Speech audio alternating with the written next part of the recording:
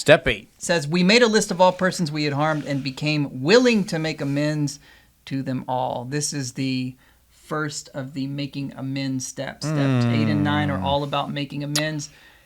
These steps are the ones that I read when I first started working the steps that I was like, this is going to be scary. It sounds terrifying. It is terrifying. Yeah. And I think that step 8 is really important. I think it's important that they didn't put all of the amends stuff into one step. They've divided it up because step 8 kind of acts as this buffer. See, I'm glad you said that because it's the language in there that they're so good at. That yes. It is.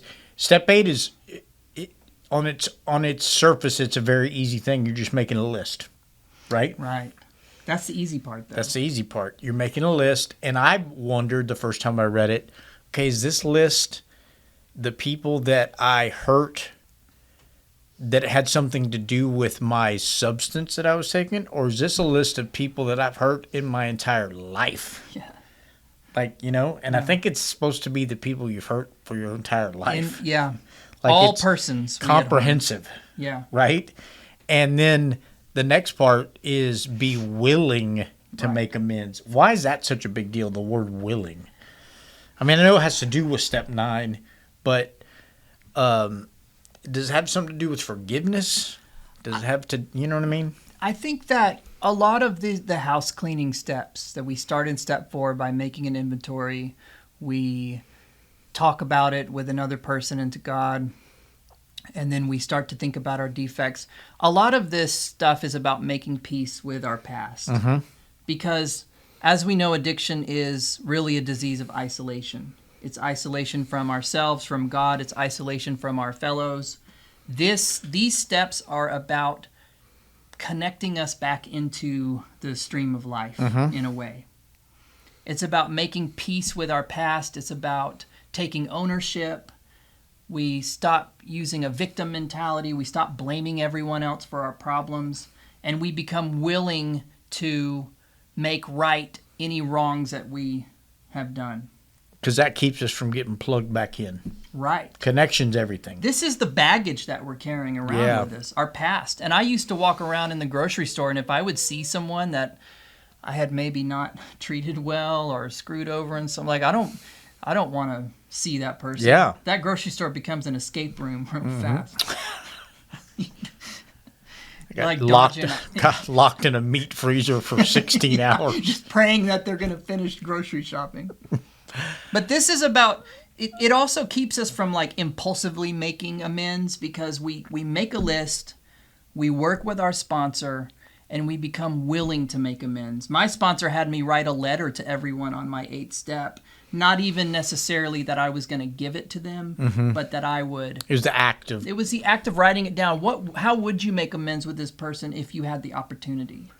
Well, and I think it's so important to do step 8 with a sponsor, yes, or a counselor or someone, because the people that are into recovery and they're going to do these steps, sometimes their mindset when they get into this step 8 is they're going to make this list and they're going to go crazy.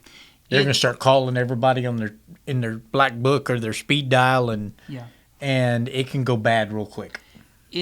I think that we as recovering addicts tend towards the self-centered ego.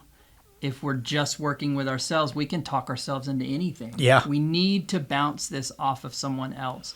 Step 8 is a lot more comprehensive. You make a list of everyone that you can think of that you have done any harm to, and you just go and you become willing to make amends to them. You don't have to go and actually confront these people yet. You just become willing, and that's the really important word in this step. And there's an exercise of when you write it down, you make the list, it makes you explore what that situation was. Right. So you're like, and you're clear-minded now because you're on step 8 and you've done your inventory. So you're like, oh, boy, yeah, it makes you really take inventory of that situation and say, man, I was really wrong in that situation, and I'm not going to do that again. And we hopefully we have already been working on our shortcomings, our character defects. And I think that once we become aware of those and we become willing for God to remove those, our list of the people that we've harmed can expand, because we may not even have really realized that we've been using those defects in so many of our interactions with people. And now that we're aware of them because of step 6 and 7, we can really make a good list. I don't know if it's a good list, but it's a thorough list. Right. But maybe it'll make you aware of some things you did where maybe it didn't have to be some big, huge fight you had with somebody or something like that. But you know how we're manipulators. It could be subtle ways that we used people, and maybe God's going to put it into our head of what we did, and we just it's more. The list is to help us, I believe, more than for the other people. This I think we need to be as thorough as possible, even if we think we may have caused someone harm. I think we should write it down, take it to our sponsor, pray about it, and get some insight into it. But these steps are all about being thorough. This has made a list of all persons we had harmed.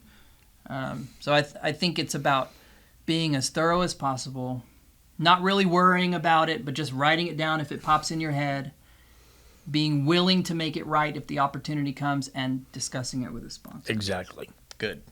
Yeah. Awesome. Tell us about your experience with step 8. If you have one, we would love to hear about it in the comments.